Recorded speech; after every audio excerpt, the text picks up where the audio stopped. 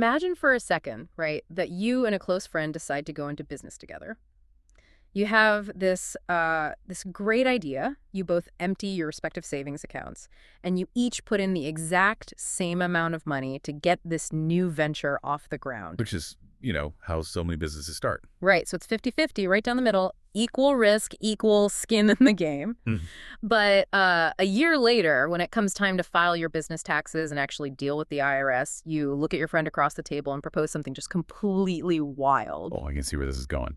You say, I know we both put in the identical amount of cash, but how about we slice up the tax bill in a completely bizarre, totally unequal way? Like you suggest, what if I take absolutely all the deductions to lower my personal tax bill and you just take all the taxable income? Yeah, that sounds like a great way to lose a friend. And go to jail. I mean, any rational person listening to this would assume the IRS would immediately kick down your door for trying a stunt like that. It sounds like blatant fraud. But could you actually do it legally?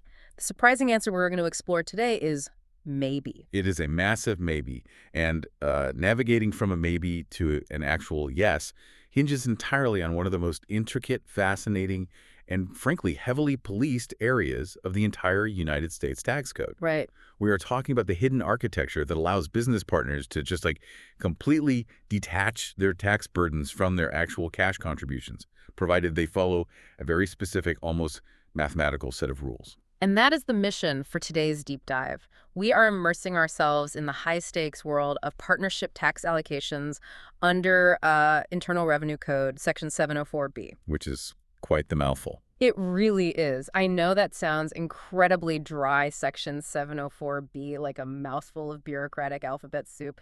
But I promise you, if you are an entrepreneur, an investor, or just, someone fascinated by how wealth is actually structured, this is the hidden machinery you really need to understand. Absolutely. We're pulling insights today from a phenomenally detailed source article that maps out exactly how the tax code regulates the way partners divide up income, gain, loss, and deductions. It's an amazing resource. It really breaks it down. And by the time we finish this conversation, you are going to understand the exact mechanics of a phrase that is basically going to become our absolute mantra today. And that phrase is tax follows book and book follows cash. Yes. Tax follows book and book follows cash. That mantra is the absolute perfect place to start, because to understand the rules, we first have to understand the playground those rules were built to govern. Okay, let's set the stage then.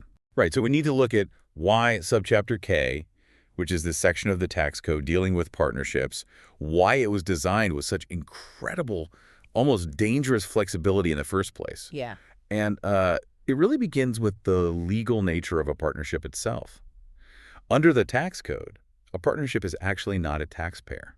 Wait, let me stop you right there, because that feels totally counterintuitive to anyone who has, ever worked for a massive corporation. Sure. I mean, a business making tens of millions of dollars, operating across state lines, employing hundreds of people, it isn't a taxpayer. Not in the traditional sense, no. I mean, a corporation pays corporate income tax. A partnership does not.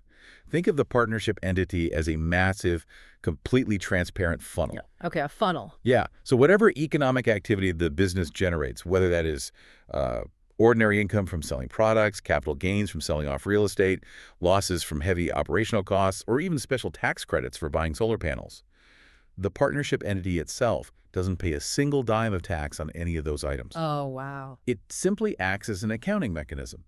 It calculates those items, reports them on a single information return to the IRS, and then pushes them out or passes them through to the individual partners. Hence the term pass-through entity. Exactly. Pass-through taxation. The partners are the ones who then pick up their specific share of those items and report them on their own individual personal tax returns. So the business basically just does the math, but the human beings behind the business are the ones actually writing the checks to the government. That is the essence of it, yeah. And while it avoids the infamous double taxation of corporations, it instantly raises a massive, obvious question. Right, which is? Well, if that funnel pours out, say, $100,000 of taxable income, who exactly is supposed to pay the tax on it? Right. Or if the funnel pours out $50,000 of tax deductions, who gets to use those deductions to lower their personal tax bill? I mean, my natural instinct, and I'm guessing the instinct of anyone listening who has ever, split a pizza, would be to say it's just based on ownership percentages. Right. It's straight down the middle. Yeah, If I own 50% of the business, I should get 50% of the profits, 50% of the losses, and 50% of the tax deductions.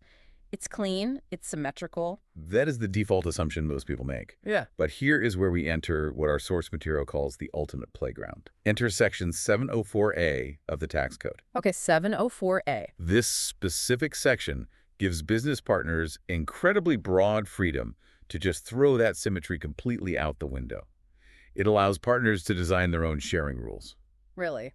Any rules they want. Pretty much. They can create tax allocations that have absolutely nothing to do with their relative capital contributions, their ownership percentages, or even their actual economic profit shares. So going back to our opening scenario then, a partner who only put in, say, 25% of the initial startup cash could theoretically, legally be allocated 90% of the business's depreciation deductions. Yeah. Or they could selectively take all of the tax-exempt interest the business earns while just ignoring all the ordinary losses. They absolutely can. And it is vital to understand that this flexibility is not like some accidental loophole that Congress forgot to close. It's the entire philosophical point of Subchapter K. Wait, really? It's intentional. Entirely intentional. The architects of the tax code recognize that actual real-world businesses are incredibly complex and messy. Human beings contribute vastly different things to a venture. That's a good point. Right. You might have one person who puts up all the cash. Another person might contribute sweat equity, their time, their labor, their network. Or intellectual property, Yeah. like bringing a vital, irreplaceable patent to the table. Exactly. Or someone might be taking on a wildly disproportionate amount of the legal risk. If the tax code forced all of those different people into a rigid, mathematically symmetrical box based solely on the dollars they contributed on day one, it would frankly strangle business creation. Deals simply wouldn't get done. So Section 704 FS basically says to entrepreneurs, look, you are adults. You figure out what economic arrangement works best for your specific reality, and you are free to divide the tax items accordingly. I genuinely love that in theory. It's a rare moment of the government saying, hey, we trust you to structure a deal that fits your complex human reality. But as I hear you describe it, I can also instantly see the overwhelming temptation for abuse here. Oh, the temptation is massive. It's like going out to a massive group dinner with 10 friends. You order an absolute feast, steaks, lobsters, expensive wine, but when the bill comes, you try to hand the entire check to the one friend who happens to have a 50% off coupon, even though everyone at the table ate the food and enjoyed the wine. That is a brilliant analogy. You're just trying to artificially lower the cost for the group by weaponizing one person's unique status. That dinner analogy perfectly illustrates the nightmare scenario for the IRS. Because if there were absolutely no limits on that 704 of flexibility, tax accountants would have an absolute field day. They would treat every single partnership like a tax evasion laboratory. Just optimizing everything. Exactly. Partners would simply sit down, look at everyone's individual personal tax returns, and start routing the partnership's items to artificially minimize the group's aggregate tax bill. So they'd route all the juicy tax deductions to whoever is sitting in the absolute highest marginal tax bracket, right? Because a deduction is mathematically worth more to them. Precisely. And they would route all the tax-exempt income to the highest earner. Conversely, they would route all the heavy taxable income to a partner who has existing net operating losses from, say, a previous failed business. Oh, because that partner effectively pays 0% tax anyway? Exactly. They would leave the IRS staring at a business where every single special allocation just magically happens to minimize the overall tax paid by the collective group without anyone actually changing their fundamental economic deal. Basically just draining the IRS. Because the IRS is effectively a silent partner in every profitable business in America, and they understandably do not like being left holding the bag while the active partners game the system to drain the silent partner's share. Which brings us to the policeman of this playground. Section 704B. Here we go. If 704A is the generous rule that says do what you want and be creative, 704B is the strict rule that says, but you have to prove to me that your creativity is real. Prove it's real. Okay. Yeah. Our source material distills this down to one vital overarching rule, and it sets the stage for everything else we're going to discuss today. It says, an allocation in your partnership agreement controls only if it has substantial economic effect. Substantial economic effect. Right. If it does not have substantial economic effect, the IRS will just rip up your agreement and reallocate the tax items according to something called the partner's interest in the partnership. Okay, I want to make sure I'm crystal clear on this terminology because these two phrases are the pillars of the whole system: substantial economic effect. Or, if you fail that, you fall back to the partner's interest in the partnership, which practitioners abbreviate as PIP. PIP. Yes, PIP. So, if Section 704B is the policeman pulling your business over on the highway, how do partnerships actually ensure they survive the traffic stop? Our source outlines three distinct paths to survival, right? Yes. Treasury Regulations Section 1.7804-1B gives a partnership three independent paths to ensure an allocation is respected by the IRS. If any one of these paths works, your allocation stands and the IRS leaves you alone. Awesome. I imagine the IRS prefers a mechanical checklist over vague feelings, so give me the rigorous option first. Let's call it path one. Path 1 is exactly that, a rigorous mechanical checklist. This is the path where the allocation has substantial economic effect. It is universally considered the gold standard and the ultimate safe harbor. If you follow the accounting checklist precisely, your allocation is virtually bulletproof. I love bulletproof. But what if we don't have the stomach or the discipline for the strict accounting of path one? What is the second option? Path 2 is demonstrating that the allocation is consistent with the partner's interest in the partnership, or PIP. PIP, right. And unlike the strict objective math of Path 1, PIP is a massive facts and circumstances inquiry. It is incredibly fuzzy, it is highly subjective, and it is notoriously terrifying to plan around Terrifying. Why? because it relies on an after-the-fact analysis by an IRS agent trying to guess what your real deal was, Right. based on a variety of overlapping factors. Oh, that does sound terrifying. We'll definitely need to unpack how scary PIP can be later.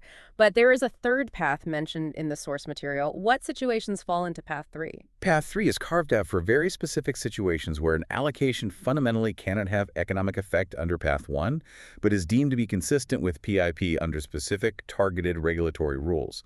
And the most prominent everyday example of this is the rule for non-recourse deductions. Okay, let's pause on that. Because non-recourse deductions sounds like something an accountant mumbles to avoid answering a question. It does.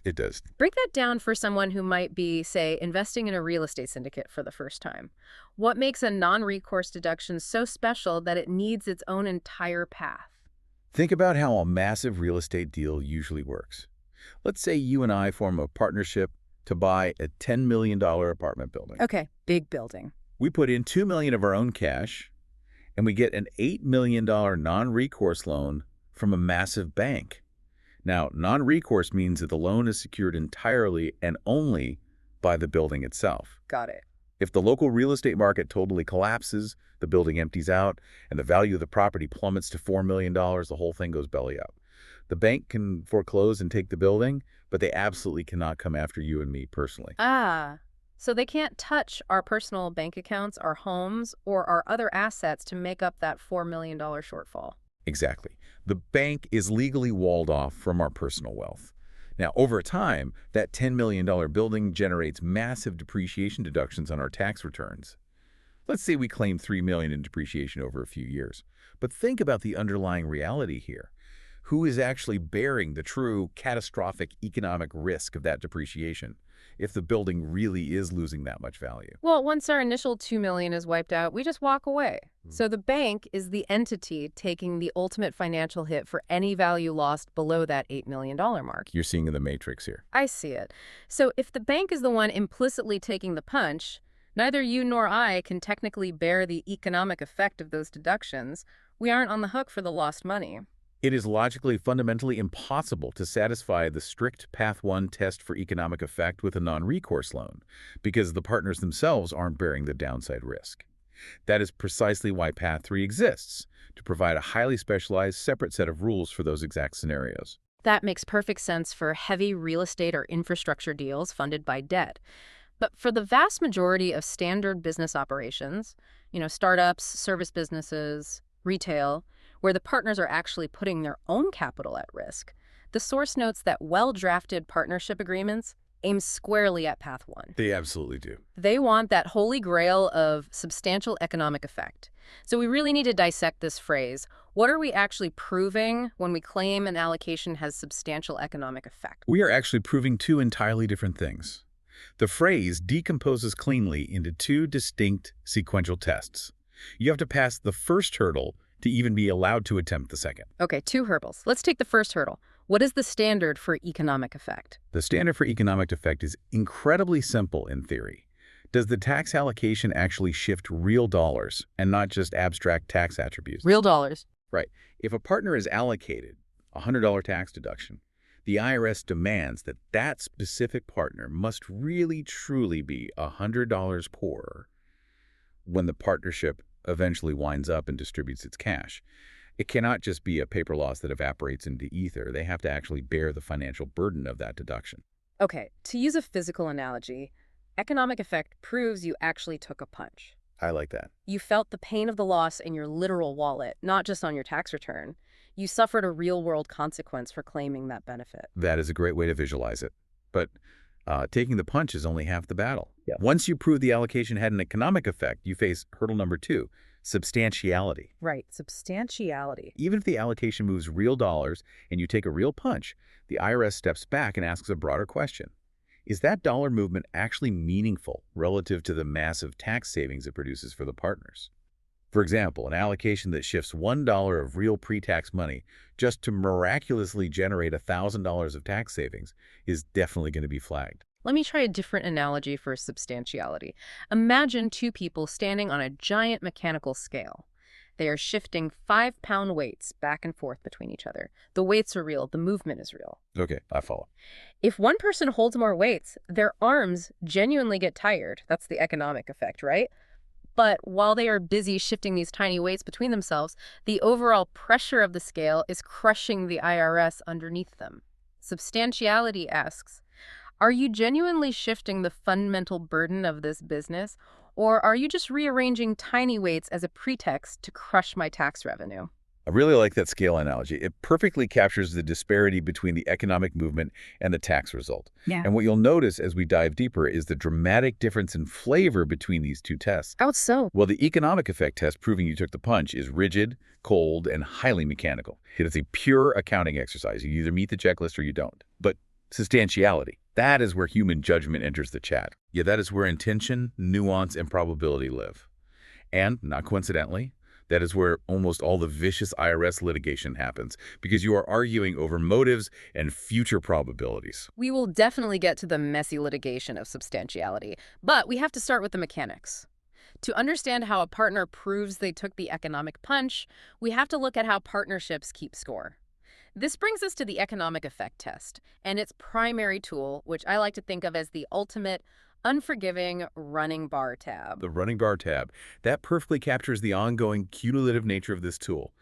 This entire mechanical test exists to enforce one simple overarching intuition, which you actually mentioned at the very beginning of our deep dive. Tax should follow book, and book follows cash. Our mantra for today. Exactly. If you are allocated a tax loss, you must bear the actual economic loss. If you are allocated taxable income, you must eventually enjoy the actual economic gain. And the specific mechanism the Treasury uses to enforce this intuition, the actual bar tab itself, is something called the capital account. Now, for someone who isn't a CPA, what exactly is a capital account? Think of a partner's capital account as a running real-time tally of what that specific partner would legally receive if the partnership were to suddenly shut down, sell everything at its current book value, and liquidate today. So a snapshot of what I'd walk away with. Precisely. It is a simple arithmetic formula that runs for the entire life of the business. You start with whatever cash or property the partner contributed on day one. As the business operates, you add any income or profits allocated to them. You subtract any distributions of cash they pull out of the business to live on. And crucially, you subtract any tax losses or deductions that are allocated to them. Okay, so it is literally a customized scorecard. If I negotiate a special tax deduction of $50,000 just for myself, my scorecard instantly drops by $50,000, regardless of what is actually happening in the company bank account. Exactly right. Your scorecard drops, and the regulations provide a rigorous primary test for economic effect that relies entirely on trusting those scorecards. Okay. To pass this primary test and guarantee your allocations are respected, your partnership agreement must legally bind you to 3 strict requirements, and you must follow them for the entire life of the partnership. Let's walk through the 3 rules of this primary test. What is Rule 1? Rule 1 is the foundation. You must maintain these capital accounts properly, according to a very specific, dense set of Treasury regulations. You cannot just track this on a napkin or a basic Excel spreadsheet using your own logic. There are rigorous accounting standards for how to value property, how to handle debt, and how to track basis. Makes sense. Keep the books according to the IRS's preferred method. What is Rule 2? Rule 2 is where the rubber meets the road.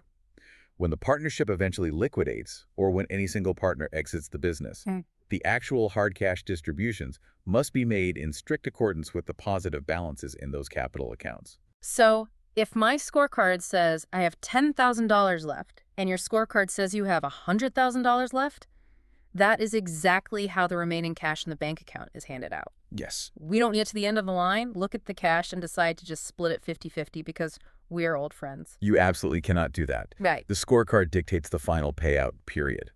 And then there's Rule 3, which is the most intense and, frankly, terrifying requirement for an investor. Oh, boy. It is called the Unconditional Deficit Restoration Obligation, or DRO. DRO. This rule states that if, upon final liquidation of the partnership, your capital account scorecard has dropped below zero, meaning you have a negative balance, you are legally obligated to write a check out of your own personal outside bank account payable to the partnership to cover that exact negative balance. Wait, really? Yes. And you are required to produce that cash by the end of the taxable year or within 90 days of liquidation. I want to pause and let that sink in for anyone listening who invests in businesses. If my scorecard is at negative $20,000 when we close up shop, I have to literally write a $20,000 check for my personal savings. I can't just throw my hands up and say, oh, well, the business failed and walk away. You cannot walk away. Yeah. If you agree to a DRO, your personal assets are on the line. Together, these three rules form an absolutely airtight, inescapable economic loop. How so? If you are allocated a special loss for tax purposes to lower your IRS bill today, your capital count goes down today. Because of Rule 2, that smaller account balance means you are guaranteed to get less cash when the business eventually liquidates. And if you were so greedy with your tax deductions that your account actually went negative, Rule 3 forces you to reach into your pocket and put real hard cash back onto the table to make the other partners whole. Wow. Either way, through reduced payouts or forced contributions, the tax loss has perfectly matched a real dollar loss. Taxes followed book. Okay, abstract rules are one thing, but to truly grasp this, I need to see this play out with real money. Our source provides a fantastic, highly detailed illustration. Let's walk through the story of Marcus and Elena's restaurant. This is the perfect example because it clearly demonstrates the flawless mechanics of the primary test. So Marcus and Elena decide to form a general partnership to open a high-end restaurant. They each contribute $300,000 in cash. Okay, so the partnership bank account has $600,000 total on day one. Exactly. The partnership immediately takes that entire $600,000 and buys massive, expensive, heavy kitchen equipment, stoves, walk-in freezers, ventilation systems. For the sake of simple math, we assume this equipment depreciates on a straight-line basis over exactly 10 years. Got it. So it loses $60,000 of its recognized book value every single year. Right. So every single year, the business is generating a $60,000 tax deduction just by existing and letting the equipment get older. Now, let's look at the partner's motivations. Marcus is what we call a passive investor. He has multiple other businesses, he's very wealthy, and he is sitting in the absolute highest federal tax bracket. Makes sense. Elena, on the other hand, is the visionary chef. She's going to run the kitchen, sweat over the stoves, and she currently sits in a much lower tax bracket. Because they have smart advisors and want to utilize the flexibility of Section 704A, they write up a partnership agreement that says, we will share all everyday operational profits and losses 50-50, except for the depreciation on the equipment. Okay, here comes the special allocation. Yep. Marcus is going to take 100% of that depreciation deduction. Let me make sure I'm tracking the dynamic here. They both put in $300,000, equal cash. But Marcus gets the full $60,000 tax deduction every single year. Elena gets none of it. None of it. And to protect this special allocation, their agreement strictly follows our three rules. They pledge to maintain capital accounts properly, they promise to liquidate based strictly on those accounts, and they both legally agree to an unconditional deficit restoration obligation. That is the setup. Now, let's look at the end of year one. Assume the restaurant operates perfectly at a break-even point. The revenues from selling food perfectly match the expenses of paying staff and buying ingredients. A miracle for a first-year restaurant. Truly a miracle. So the only thing that actually happens on the financial books is that $60,000 of equipment depreciation. According to their custom agreement, that entire $60,000 deduction is allocated solely to Marcus. So what happens to their capital accounts, their scorecards? Okay, let's do the math. They both started at $300,000. Elena didn't get any special deductions, and the business broke even, so her account is completely untouched. It remains at $300,000. Yeah. But Marcus eagerly took a $60,000 tax deduction to lower his personal IRS bill, so his scorecard must drop. $300,000 minus $60,000. His capital account is now sitting at $240,000. Spot on. Now let's pretend that at the exact end of year one, they have a massive argument and decide to call it quits immediately. Oh, wow. Okay. They manage to sell all the kitchen equipment for its exact newly depreciated book value, which is $540,000. Yeah. There's no unexpected tax gain or loss on the sale. They just turn the used equipment back into $540,000 of hard cash. And then the partnership liquidates. Yes. And because they legally bound themselves to follow Rule 2, they cannot just split that cash in half. They have to distribute that cash strictly according to the positive capital account balances. Which means Elena looks at her scorecard. It says $300,000. She reaches into the pile of cash and takes her $300,000. Yep. Marcus looks at his scorecard. It says $240,000.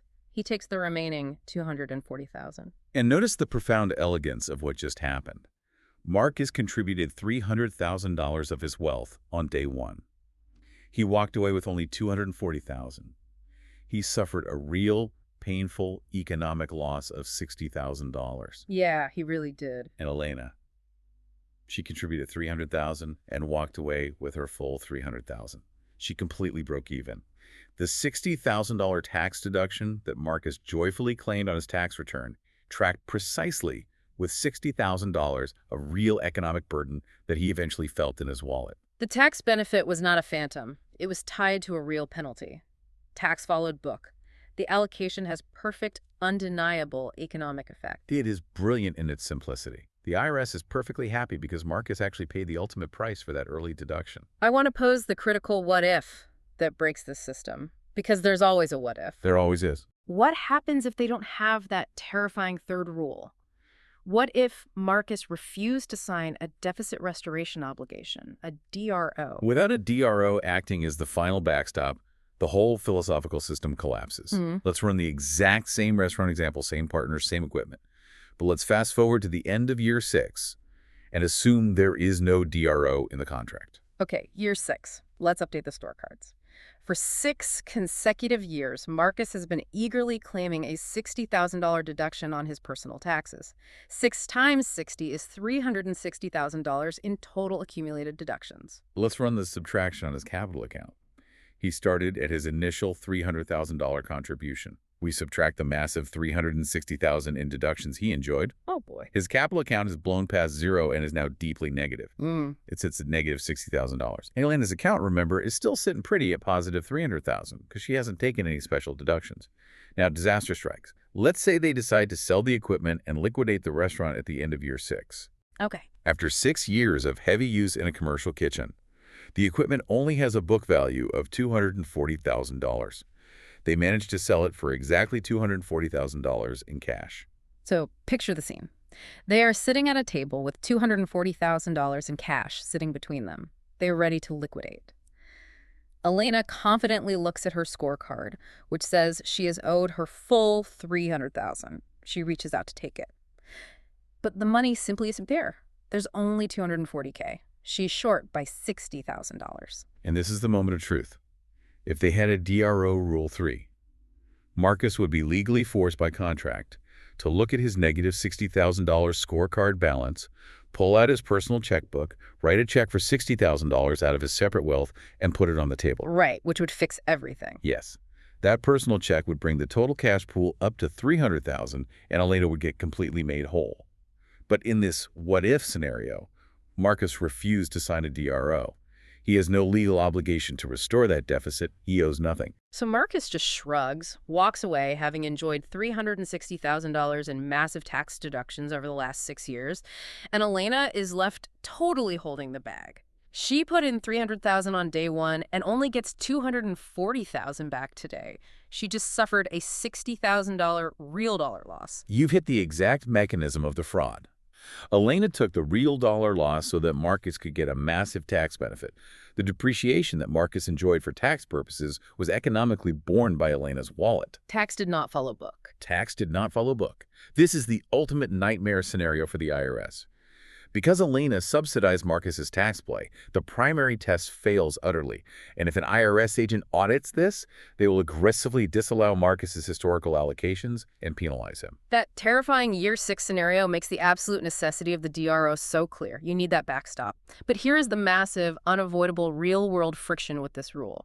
Think about the psychology of modern investing. It's a huge hurdle. Asking a wealthy partner to agree to an unconditional deficit restoration obligation, meaning they might have to write an unlimited blank check to a failing partnership out of their personal savings if things go south, that defeats the entire fundamental purpose of modern business structures. It really does. If I am an angel investor putting money into a limited liability company, an LLC, or if I am a limited partner in a massive real estate LP, the single biggest reason I chose that specific legal structure is to firewall my personal wealth. Absolutely. I want to limit my downside risk strictly to whatever cash I initially put in. I am never going to sign a legal document that says I might owe you another $100,000 out of my kid's college fund just to secure a tax deduction. And no sane lawyer would ever advise you to. Limited partners, LLC members, passive real estate investors, they all absolutely categorically refuse to accept unconditional DROs. It's a non-starter in negotiations. But this created a massive crisis for the Treasury Department. I can imagine. Because a strict, unbending reading of the primary test would therefore lock special tax allocations out of almost every single modern business entity in existence. Oh. The IRS realized this was a catastrophic problem for capital formation. They needed a real-world compromise. Right. They needed a way to protect the integrity of the tax code without demanding that investors destroy their limited liability shields. Exactly. So they went back to the drawing board and created the alternate test for economic effect. The alternate test. This sounds like the compromise path that most people actually use. How does it fix the unlimited liability problem without letting clever accountants cheat the system like Marcus almost did to Elena? Well, the alternate test keeps the foundational architecture intact. You still must legally commit to Rule 1, maintaining capital accounts properly. You still must commit to Rule 2, liquidating the business strictly by reference to those positive capital account balances. Okay, so the scorecards still run the show. Yes. But it replaces the dreaded Rule 3, the unconditional DRO, with a new, highly engineered mechanism called a qualified income offset, universally known as a QIO. A qualified income offset. If I'm reading an LLC operating agreement, what exactly is a QIO promising to do? Think of a QIO as a highly responsive automated emergency net built into the accounting software of the partnership. In essence, it is a binding legal provision that makes two promises. First, it says, we agree not to intentionally allocate any losses or deductions to a limited partner if that allocation would drive their capital account below zero. That's the preventative measure. Okay, prevent the negative. But second, it says, if despite our best efforts, a partner somehow unexpectedly receives a cash distribution or a weird accounting allocation that unexpectedly drives their capital account negative anyway, the partnership promises to forcefully allocate gross income or gain to them as fast as legally possible in future years to heal that negative balance and bring their account back up to zero. So the grand trade-off of the alternate test is this. I, as a limited partner, get to keep my shield. I don't ever have to write a terrifying check out of my personal bank account if my scorecard accidentally goes negative. Instead, the business itself will just forcefully redirect future top-line profits to my scorecard, purely on paper, to plug the hole and heal my negative balance before anyone else gets a dime. That is the exact trade-off. You trade the guarantee of a personal check for the guarantee of future income redirection. But there is a massive, impenetrable catch that stops the abuse. That's the catch. This QIO safety net only works for losses that the limited partner can actually absorb without going negative in the first place. Yeah. You absolutely cannot use a QIO as a premeditated strategy to aggressively drive your account negative. Oh, I see. If a proposed depreciation deduction would deliberately drive a limited partner's account below zero, that allocation simply cannot be made under the alternate test. It hits a mathematical brick wall. It must instantly be redirected away from the limited partner and forced onto a partner who still has positive capital remaining, or who actually has a DRO and bears the real risk. I really need to see this brick wall in action to understand the friction. Let's walk through another illustration from the source. The story of Priya and Theo's solar equipment business. This is a textbook example of how the alternate test governs modern investments.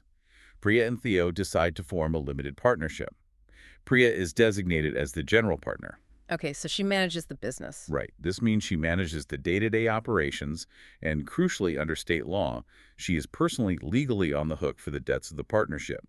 Because of this, she contributes $50,000 in cash. And Theo is a limited partner. He is purely a passive investor who wants to fund green energy, but insists on strictly limiting his financial risk. He contributes a hefty $200,000 in cash. So the partnership has $250,000 in total capital. And they take that $250,000 and purchase specialized solar arrays, which the tax code allows them to depreciate at a racket $50,000 per year over exactly 5 years. Correct. Now, let's look at their legal agreement. They rely on the alternate test. They commit to maintaining proper capital accounts. They commit to liquidating based on positive balances, and they include a standard QIO provision. Okay. Because Priya is the general partner with unlimited liability, state law essentially gives her an unconditional obligation to restore deficits anyway. But Theo, the limited partner, vehemently refuses a DRO. He relies on the QIO. Their business agreement boldly allocates 100% of the massive depreciation deductions to Theo, the wealthy investor, to incentivize his funding.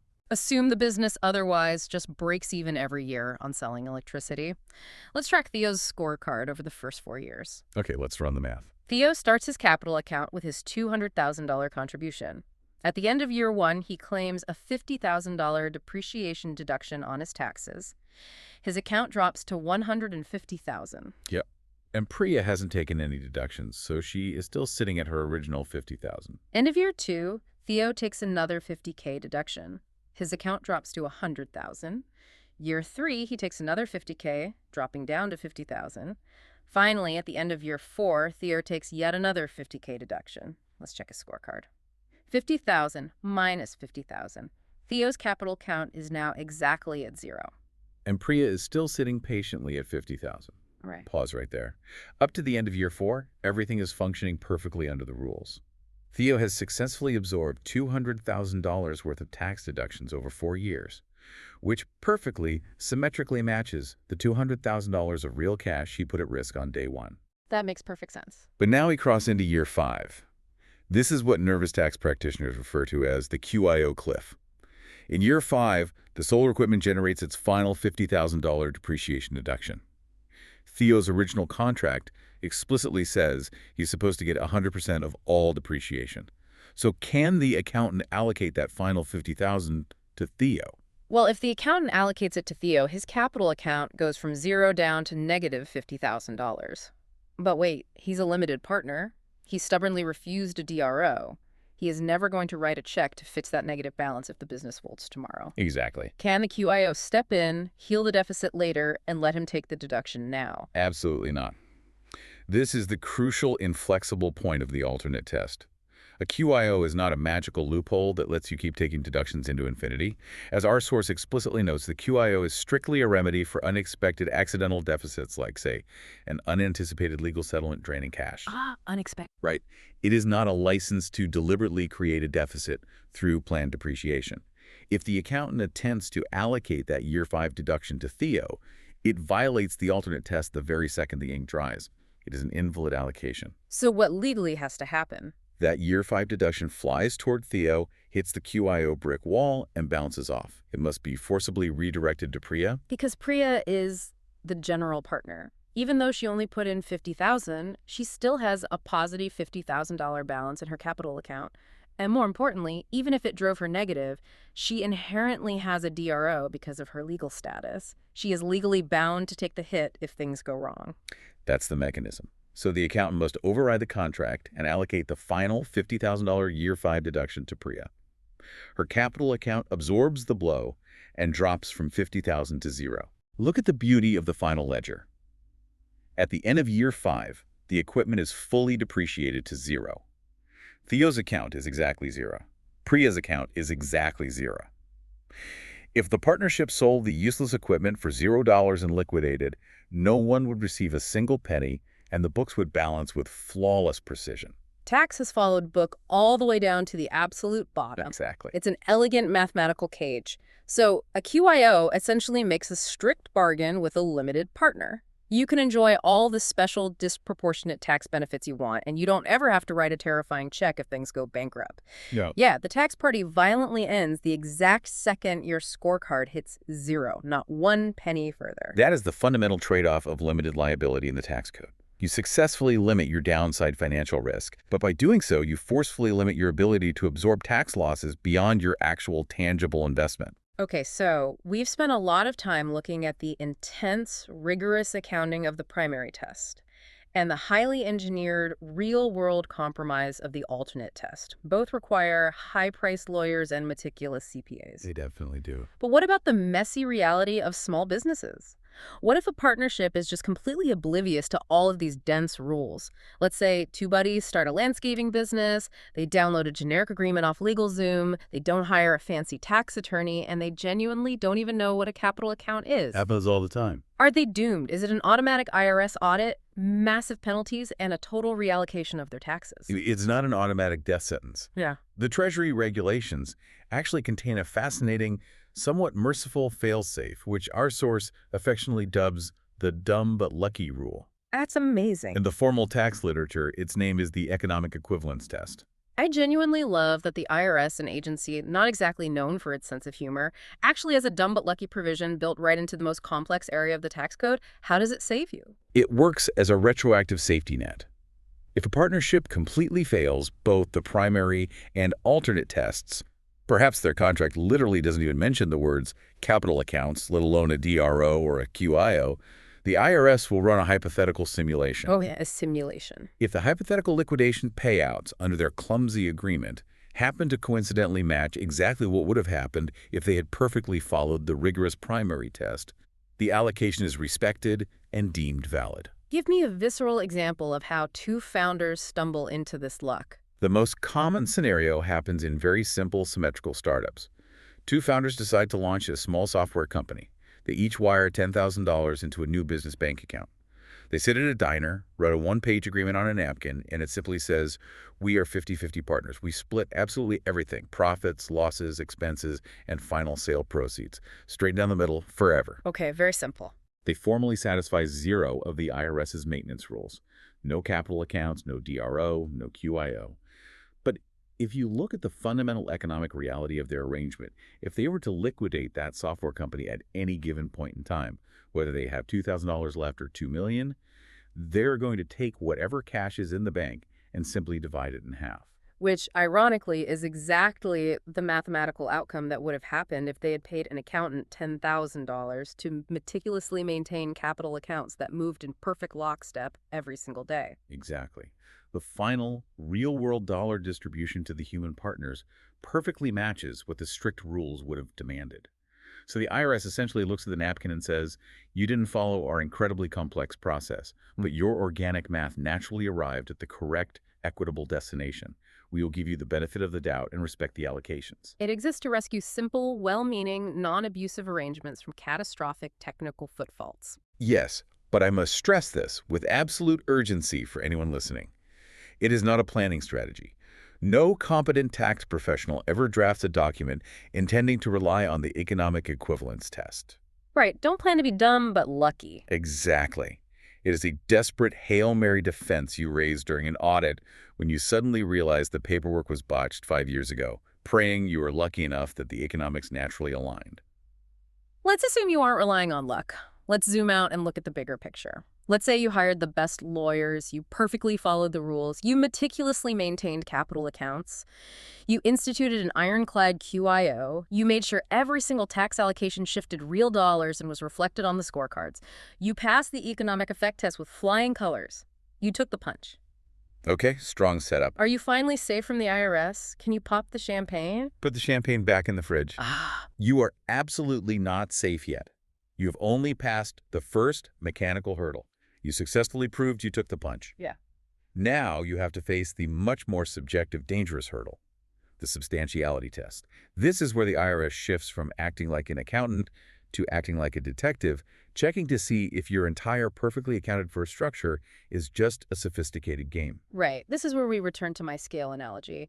Did you just rearrange 5-pound weights on the scale to exhaust the IRS while making sure the overall burden on the partners didn't meaningfully change? That is the perfect framing. The general philosophical rule of substantiality is that an allocation, even if it technically has economic effect, will be struck down as insubstantial if its real-world dollar effect on the partners is likely to be relatively small, while its tax-saving effect is likely to be massive, particularly when measured in present value terms. Okay. The regulations are highly specific and identify 3 distinct flavors of these insubstantial gamified allocations: shifting allocations, transitory allocations, and allocations with after-tax economic consequences. Let's take these traps one by one, because this is where the smartest people get caught. First, shifting allocations. What does it mean to shift an allocation intra-year? A shifting allocation happens entirely within a single taxable year. It occurs when clever partners look at the different types of income the business generated, and they reshuffle the character of that income among themselves. Reshuffle the character. Yeah. They do this in a way that produces virtually no real change in their final capital account balances, meaning their economic wealth remains the same, but it massively, artificially reduces their combined aggregate tax bill. Give me the classic textbook move that accountants try to pull here. The absolute classic move is swapping taxable corporate interest for tax-exempt municipal interest. Let's walk step by step through illustration C from the text, involving 2 investors, Hassan and Leela. Okay, let's look at Hassan and Leela's portfolio. Hassan and Leela form a 50-50 investment partnership. They are well-funded.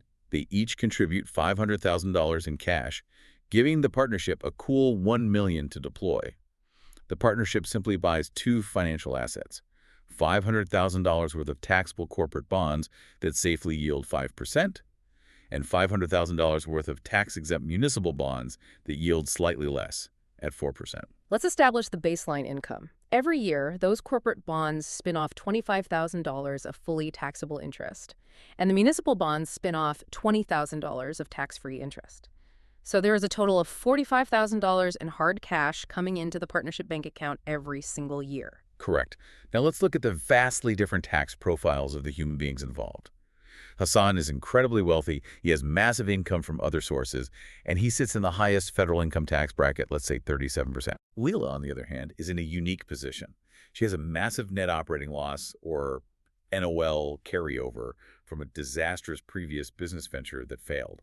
Because she has these massive NOL shielding her, she effectively pays 0% tax on any ordinary income she receives right now.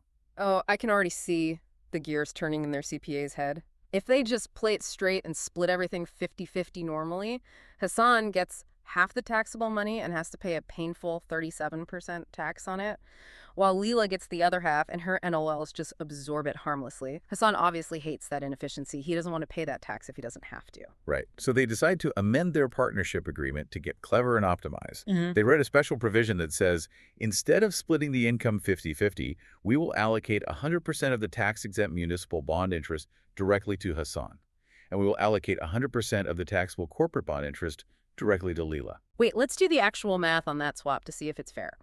Hassan gets all the tax-exempt interest, which is only $20,000.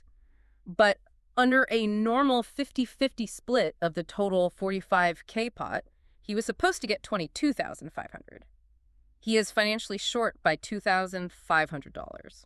If he's a rational investor, he's not going to just give up $2,500 of real cash just to spite the IRS. How do they fix the imbalance? They are too smart to lose money. They don't just swap the character of the income. They swap equal dollar amounts to ensure the scorecards match the baseline. They tweaked the agreement to say Hassan gets all $20,000 of the tax-exempt interest, PLUS the first $5,000 of the taxable interest. Oh. That brings Hassan's total cash allocation to exactly $25,000. Leela gets the remaining $20,000 of the taxable interest. Now look at the actual dollars moving.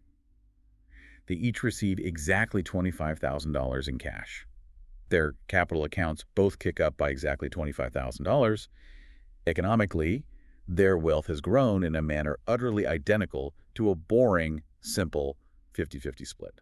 So their internal scorecards, their bar tabs, are absolutely identical to what they would have been without this special accounting trick. But what happens when they file their personal tax returns? What happens to the IRS's cut? That's where the magic trick crystallizes. Let's compare the scenarios. Without the special allocation under a normal split, Hassan would have to report $12,500 of taxable interest. At his 37% bracket, he would write a check to the IRS for $4,625. Okay, $4,600. But with the special allocation, Hassan routes almost all of the toxic taxable income away from himself. He only takes $5,000 of taxable interest. His tax bill plummets to $1,850. By giving himself the tax-exempt income and dumping the taxable income onto Leela, Hassan's personal tax bill shrinks dramatically. He saves nearly $2,800 in hard cash taxes. And what about Leela? She absorbed all that toxic taxable income. She took a bullet for him. But it wasn't a bullet to her. Remember her tax profile? Leela has massive net operating losses. She pays zero tax anyway. Absorbing an extra $10,000 of taxable income doesn't hurt her wallet at all. Her black hole NOLs just quietly swallow it up without generating a tax bill. This is wild. So Hassan saves almost $3,000. Leela pays zero, just like she always was going to. And their underlying business capital accounts are exactly the same as if they hadn't done anything. Everyone wins. Who is the actual loser in this scenario? The United States government is the only loser. The IRS is deprived of that $2,800 every single year. The partner's aggregate after-tax wealth rises by exactly the amount the IRS loses. This is the definition of a textbook shifting allocation. Wow. The regulations are ruthless here. They create a powerful, rebuttable presumption. If your final capital accounts don't differ substantially from what they would have been under a normal baseline split, but your aggregate group tax bill went down, the IRS legally presumes you are gaming the system. The dead giveaway is a swap of character pattern. Oh, that makes sense. If audited, the IRS will completely disregard the special allocation, strip away the clever accounting, and forcefully deem each partner to have received a standard 50-50 split of both the taxable and tax-exempt income, hitting Hassan with the back taxes and penalties. I understand the IRS's frustration, but let me push back on this, playing devil's advocate for the entrepreneurs. Hassan and Leela are consenting adults. They formed a private contract. Real dollars, on paper, actually changed hands. Hassan really was assigned the risk and reward of those specific municipal bonds. Why is the IRS so unbelievably mad? Shouldn't people be allowed to freely contract and optimize their investments to be as tax efficient as possible? It is a fair philosophical question, Yeah. but you have to remember the core truth of the system. The IRS is essentially a silent, uninvited partner in every profitable business in the country. They have a statutory claim on a percentage of the profits. Right. If a tax allocation's only real, measurable purpose is to artificially drain the silent partner's share and redistribute that stolen money to the exit partners, without fundamentally altering the actual economic risk and reward between those active partners, it fails the substantiality test. The IRS's position is clear. You are absolutely free to optimize your business, but you cannot optimize solely at my expense without taking on a genuine, disproportionate economic risk to justify it. Moving paperweights on the scale doesn't count as risk. Okay, that clarifies the tension. You can't just pick the IRS's pocket without taking on business risk. That's a shifting allocation, a trick played entirely within one calendar year. What is the second flavor of insubstantiality? The transitory allocation. A transitory allocation is fundamentally the exact same trick, but instead of playing it across different types of income in one year, it is played out across time, over multiple years. Year one's special allocation is explicitly designed to be canceled out by year three's reverse allocation. I see. The net economic result for the partners at the end of the timeline is zero change, but they have successfully manipulated the timing of when taxes are paid, which is incredibly valuable. So the classic scenario would be routing heavy current losses to a partner who really needs a massive deduction this year to offset a windfall with a secret backroom handshake agreement that you will route extra profits back to them in 3 years to balance the scales and make the other partners whole. Precisely the maneuver. If there is a strong likelihood at the very moment you make the first allocation that the offsetting reverse allocation will inevitably happen and that your combined tax bill will shrink as a result of playing with the timeline, the IRS will disregard the whole scheme as transitory. Well, wait. However, the IRS also lives in the real world. They recognize that predicting the future of a business is incredibly hard, so they provide two major, heavily relied upon safe harbors to protect legitimate, innocent business decisions from being unfairly labeled transitory. Because business is risky and the IRS acknowledges that, what are the two safe harbors? The first is simple, the 5-year rule. The IRS decrees that if there is a strong likelihood that the offsetting reverse allocation will not be made within 5 years of the original allocation, then it is legally immune from being called transitory. So if I take a massive loss today and our contract promises to route the offsetting gain back to me in exactly 6 years, I am completely safe. Why did they choose 5 years as the magic number? Because 5 years of business uncertainty is an absolute eternity in the corporate world. The IRS presumes that over a 5-year horizon, there is enough genuine, terrifying economic risk. The product could fail, the real estate market could crash, a pandemic could hit, that you cannot reliably engineer a fake, guaranteed offset. The risk that the offsetting income might never actually materialize is real enough to validate the initial loss. The economic punch is real. And the second safe harbor. You mentioned earlier that it involves real estate. Yes, this is a crucial one, arguably the most important fiction in the entire real estate industry. It's called the value equals basis rule. For the specific purpose of testing whether an offsetting allocation is likely to occur, the Treasury regulations legally force the IRS to presume that the fair market value of the partnership's property is always exactly equal to its appreciated tax basis. Wait, slow down. That sounds like accounting jargon. Unpack value equals basis into plain real-world English. Okay, imagine you and I form a partnership and buy a commercial office building for $1 million. Over a few years, we claim heavy depreciation deductions, bringing the tax basis of the building down to $800,000 on our books. Got it. But in the real physical world, the local real estate market is booming. Tech companies are moving in, and the building is actually worth $1.5 million. It is appreciated massively.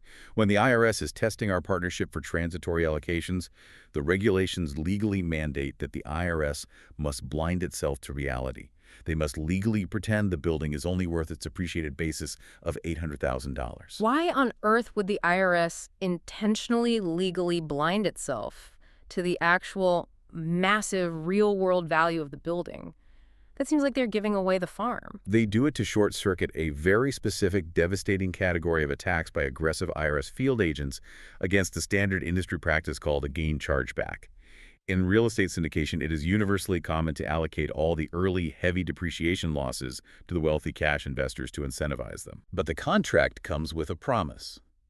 When the building is eventually sold for a massive profit, those exact same investors will be specially allocated the first massive chunk of the taxable gain to charge back and offset their early losses, balancing the books. Before this rule, an aggressive IRS agent could audit that deal and say, you plan to give them massive losses in year 1 and massive gains in year 10. You knew the building would appreciate. That's a transitory allocation. The losses are disallowed. I see. That interpretation would instantly destroy the entire real estate syndication model. But the value equals basis rule stops the agent in their tracks. Because if the agent is forced by law to pretend the building's future value will only ever equal its steadily dropping depreciated basis, then they must legally pretend there will be no future profit when it's sold. You've got it. If the law says there is no presumed future gain, then there logically can be no strong likelihood of a predictable offsetting allocation. The gain chargeback structure is saved, the IRS agent has to back off, and the commercial real estate industry can continue to function and raise capital. It is an intentional, foundational fiction of partnership taxation designed to keep the economy moving. That is a fascinating peek behind the curtain of how lobbying and practical economics shape the tax code. Okay, so we have shifting allocations intra-year and transitory allocations across time. What is the third and final flavor of insubstantiality? The third is the most mathematically complex and subtle trap of all. It is called an allocation with after-tax economic consequences.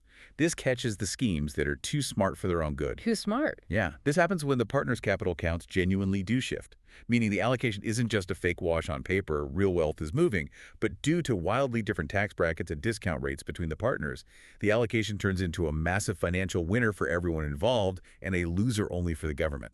It sounds like a Pareto improvement, where everyone at the table gets wealthier, but entirely at the IRS's expense. That is the exact economic term for it. This rule is designed to catch the most ambitious, heavily modeled, tax-driven allocations. These are allocations that actually do move real dollars, so they technically pass the rigid economic effect test. They took a punch. But they only agreed to take that punch because taking it was the necessary, calculated price of capturing a massively disproportionate tax savings that outweighs the punch. The mechanics of proving this are pure quantitative analysis. How does an auditor actually prove that? You have to run the present value after tax math. Present value just means recognizing that saving $10,000 on your taxes today is far more valuable than saving $10,000 on your taxes in 10 years because you can invest today's money and earn interest. So the auditor models out the proposed allocation over time, discounting the future cash flows, and calculates the final after-tax wealth of every partner. Then the auditor runs the exact same complex math under the baseline default scenario where no special allocation existed. They compare the alternate timeline to the baseline timeline. Yes, and if the math reveals that under the special allocation, every single partner is at least as well off in present value after-tax terms, and at least one partner is strictly better off, and the United States government is the only entity losing money, the allocation is deemed insubstantial and will be struck down. You cannot use the partnership structure solely as a machine to generate present value tax arbitrage against the government. So if you try to get too clever with arbitrage and you fail this complex substantiality test, or if your partnership agreement is just sloppily drafted by a cheap lawyer and you fail the basic economic effect test, where do you end up? You fall completely out of the Path 1 safe harbor, and you drop right into the terrifying abyss of Path 2, the partner's interest in the partnership, or PIP. Welcome to the absolute wilderness of tax law. When an allocation flunks the substantial economic effect test, or if your partnership agreement is just completely silent on how to handle a specific weird tax item that pops up, the regulations default to PIP. PIP is not a formula. It is a sprawling facts and circumstances inquiry. It is the IRS's subjective attempt to discover what your real underlying economic deal actually is, regardless of what your fancy paperwork claims. If I'm sitting across a desk from an auditor, how do they figure out what my real deal is? Treasury Regulation Section 1.704-1B3 gives the auditor 4 core factors to weigh, but doesn't tell them how much weight to give each one. First, they look at the partner's relative contributions to the partnership. Who put in the most initial money or property? Second, the interests of the partners in economic profits and losses, specifically if those differ from how they claim taxable income. Third, the interest of the partners in cash flow and everyday non-liquidating distributions. Who is actually taking the monthly draw checks to pay their mortgage? And fourth, the rights of the partners to distributions upon final liquidation of the business. Let's make this real. Imagine 2 partners fighting in an audit. One partner put in 90% of the initial cash, so under Factor 1, they should get the tax benefits. But the other partner has been taking 80% of the monthly cash flow out of the register for the last 3 years because they run the shop. So under Factor 3, maybe they are the real primary owner. Exactly. This sounds terrifyingly unpredictable for a tax practitioner. I compare it to a judge forcing a divorcing couple to split a massive shared vinyl record collection track by track because they foolishly didn't sign a prenup. Well, she listened to the Beatles more, so she gets side A, but he bought the actual record player, so he gets side B. 2 completely reasonable IRS agents could look at the exact same landscaping partnership, weigh those 4 conflicting factors differently, and deduce a completely different real deal, resulting in wildly different tax bills. Your comparison to a messy, subjective divorce without a prenup is painfully accurate. That immense uncertainty is precisely why tax practitioners work so incredibly hard and charge so much money to qualify their clients out of the strict Path 1 safe harbor. No business owner wants to leave their ultimate financial fate up to the vibes of a random auditor weighing 4 subjective factors. However, there is one bright line of rule within the dark wilderness of PIP that is worth flagging. A little beacon of hope for businesses that tried their best. What's the beacon of hope? If your partnership genuinely tried, Hmm. if you maintained capital accounts properly and you mandate liquidation by reference to those positive capital balances, meaning you followed the first two fundamental rules of economic effect, but you messed up something technical like the QIO language and fell into PIP, there is a special fallback rule. The IRS won't use the four fuzzy factors. Instead, for any disputed allocation made in a given year, they will simply compare two hypothetical liquidations. So how does a hypothetical liquidation work? The auditor asks, if this business suddenly liquidated on December 31st of last year, what exact dollar amount would everyone get? Then they ask, if we liquidated on December 31st of this year, what exact dollar amount would everyone get? The change in what each partner would have received between those two hypothetical dates is treated as that partner's true interest in the year's tax items. So in effect, even if you fail the formal, rigorous tests, PIP just collapses right back into the capital account framework. The IRS ignores your broken contract, looks purely at who bore the actual numerical economic shift in their capital account during that specific year, and forcefully reallocates the tax items to match that reality. It always, inevitably, comes back to the scorecard. Always. You cannot escape the fundamental law of gravity in Subchapter K. Tax must follow book. Okay, this has been an incredibly dense, fascinating journey through the plumbing of the financial world. Given the immense dangers of PIP, the unforgiving strictness of the economic effect tests, and the sophisticated traps of the substantiality rules, how should someone listening to this actually apply this knowledge? If a listener is sitting down with a lawyer next week to draft an LLC operating agreement for a new venture, what are the practical takeaways from our source material? The source outlines three fundamental, real-world drafting takeaways that every entrepreneur, business owner, and investor should internalize. Takeaway number one, pick a path and commit to it relentlessly. Do not try to straddle the line or be vague. The vast majority of modern agreements aim squarely for the alternate test. If you are drafting an agreement, ensure it explicitly includes capital account maintenance language tied directly to the Treasury regulations, ensure it requires final liquidation in accordance with positive capital balances, and ensure it contains a rigorously drafted compliant qualified income offset, or QIO. And if, by some rare chance, you have a general partner who is willing to accept unlimited catastrophic downside risk, you boldly add a deficit restoration obligation, lifting you into the elite primary test and unlocking maximum tax flexibility. Yes, but only if they truly understand the risk they are signing up for.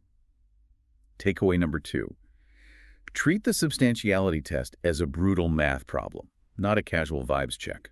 Whenever you or your accountant draft an agreement containing a special allocation specifically designed to benefit a high tax bracket partner, you must run the present value after-tax math. Do not guess. Build the spreadsheets. If your spreadsheet reveals that you are creating a Pareto improvement where everyone gets richer solely at the government's expense, your allocation is at extreme risk of being struck down in an audit. You can't just hope the IRS won't notice the math. You have to be able to prove the economic reality justifies the tax benefit. And what is the final practical takeaway? Takeaway number three, document your business purpose obsessively. Even in situations where the map feels borderline or aggressive, having a clearly articulated, genuine real-world business reason for the special allocation can save you. If one partner has a radically different operational role, a different financial risk profile, or a different time horizon for their investment, document that in the recitals of the contract. It dramatically strengthens your case under the subjective PIP factors if your safe harbor fails. Allocations that look like pure, naked tax plays engineered by a CPA are highly vulnerable. Allocations that clearly track real, documented economic differences in negotiations among the human partners are highly defensible. And I think that's what makes this entire dense topic so empowering for anyone listening who wants to build wealth. Section 704B can initially feel intimidating, like an impenetrable thicket of red tape designed to trap you and tax you, but it really isn't.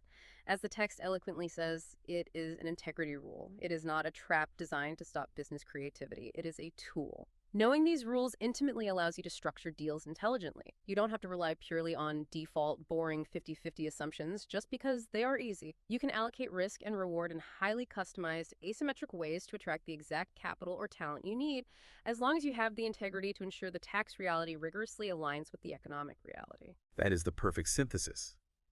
Read in this light, the seemingly endless Treasury regulations are less a thicket of rules and more a single, powerful argument repeated at three distinct levels of your business. At the micro level of an individual tax allocation, the tax must follow the book. At the structural level of the partnership agreement, The capital accounts and liquidation rules must forcefully lock the book to the cash.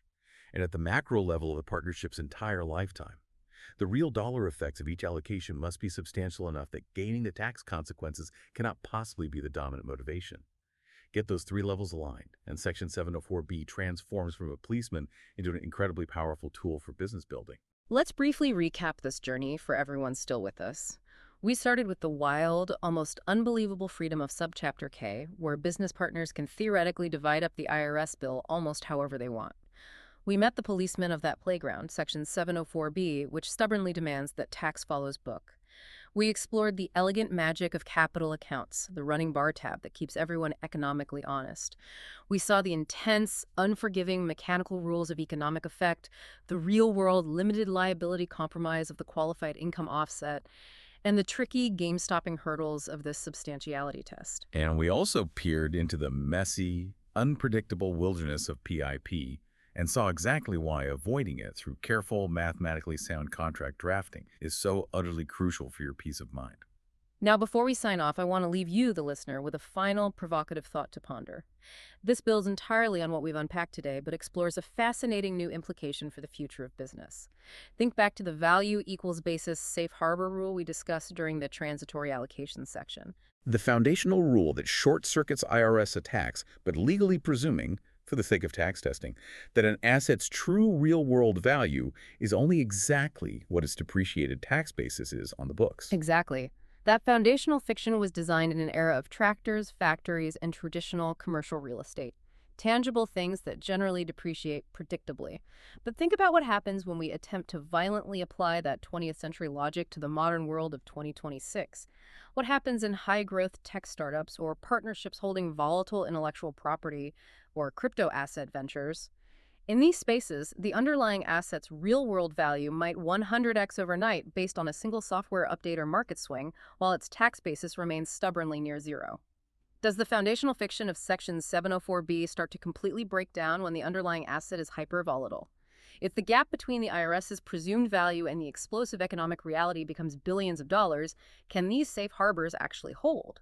It's a fascinating, unresolved question about how a 20th century tax architecture handles the whiplash of 21st century economics. It really is the frontier of tax law. When the disconnect between the presumed tax basis and the explosive, volatile economic reality becomes too vast, the foundational assumptions that hold those protective safe harbors together are certainly going to be put to the ultimate test by future auditors. It is absolutely something for you to mull over the next time you think about launching a startup or buying real estate with a friend. It turns out splitting that giant metaphorical restaurant bill in a bizarre, asymmetric way is entirely legally possible. You just have to be willing to actually truly pay the pitiful price when the economic tab finally comes due. Thank you for joining us on this incredibly deep dive into the hidden machinery of wealth. Keep questioning the unseen forces shaping the business world, and we will see you next time.